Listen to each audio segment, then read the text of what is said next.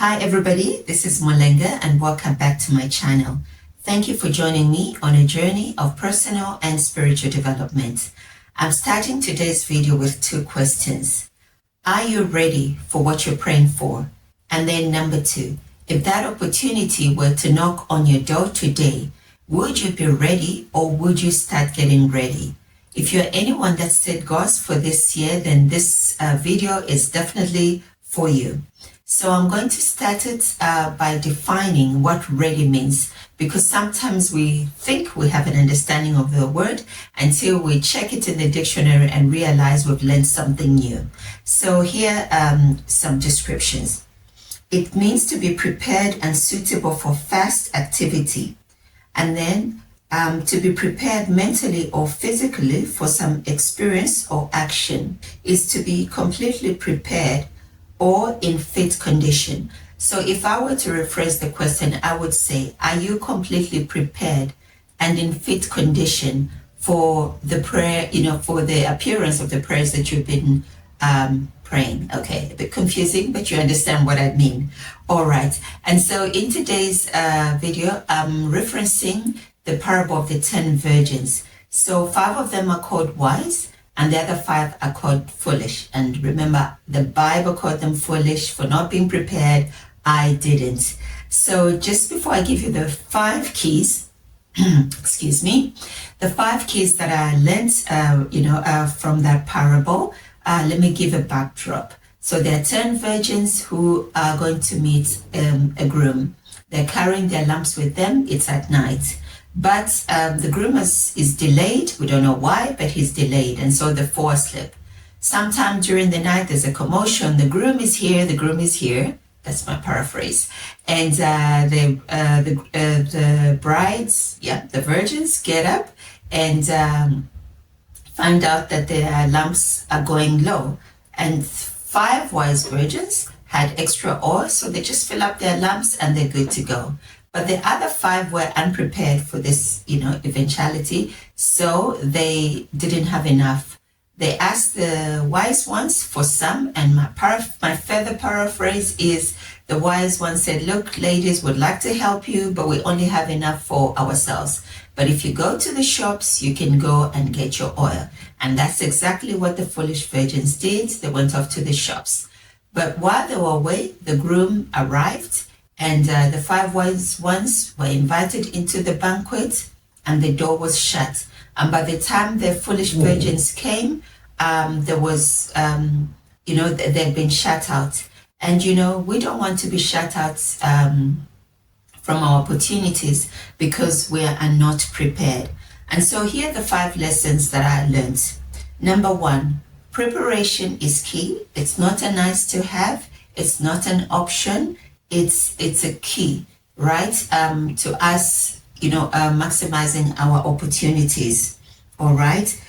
So the wise virgins brought the extra oil and the foolish virgins didn't. So one group was prepared and the other wasn't prepared. So for most people, missed opportunities aren't as a result of a lack of ability, but more a lack of preparation, and we don't want to fall into that category. Number 2, some things can be borrowed, but some things can't. So character, reputation, self-discipline, self-esteem are things that we cannot borrow. We can't rely on other people to lend to us. We must have it ourselves. In the parable, the foolish virgins asked for, virgins asked for some oil, and it was something that they couldn't borrow because the wise ones only had enough for themselves. So there are certain things that we can outsource, but others we must have because we can't borrow. Number 3, delays do happen. There are things that we've been waiting for a long time that haven't happened, but we must stay ready so that you don't want to have been waiting for such a long time. And then when the opportunity presents itself, you're not able to take advantage of it because maybe during the wait you slackened. You started that blasé attitude. Oh, well, when it comes, then I'll start getting ready. You can have your business plan now. You can check your numbers. You can do the research now. You don't have to wait until it comes. So stay ready.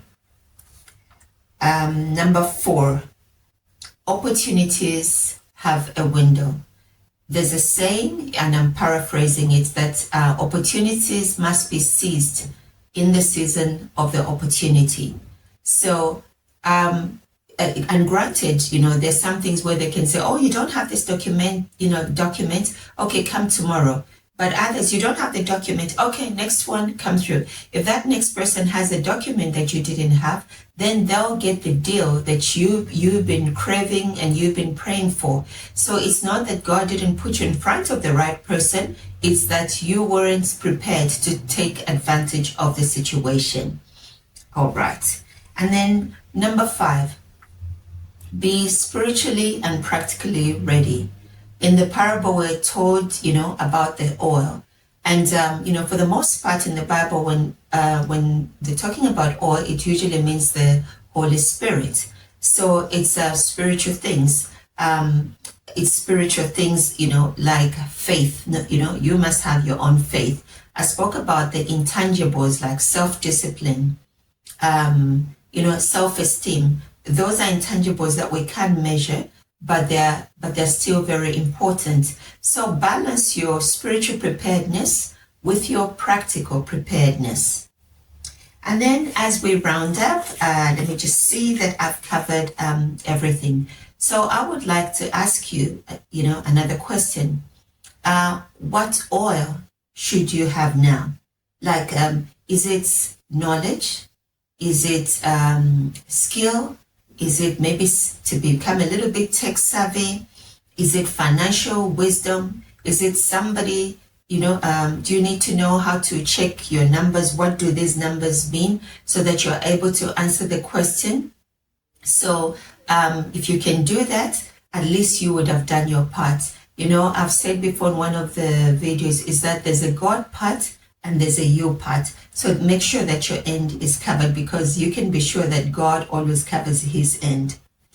And then we're finishing, right? Finally. Psalm 90, it says in one of the verses that teach us to number our days so that we may grow in wisdom. So ask God, Lord, how can I maximize my moments? What is it that I'm lacking that I should prepare for? What is it that you have for me in the future that it may not make sense for me to start preparing, like Noah was building the ark, but I'm going to start building my ark so that when that rain comes, I will be in the boat. All right, that I will take advantage, of the situation. So I started the broadcast or the video with 2 questions. I'm going to end with 1.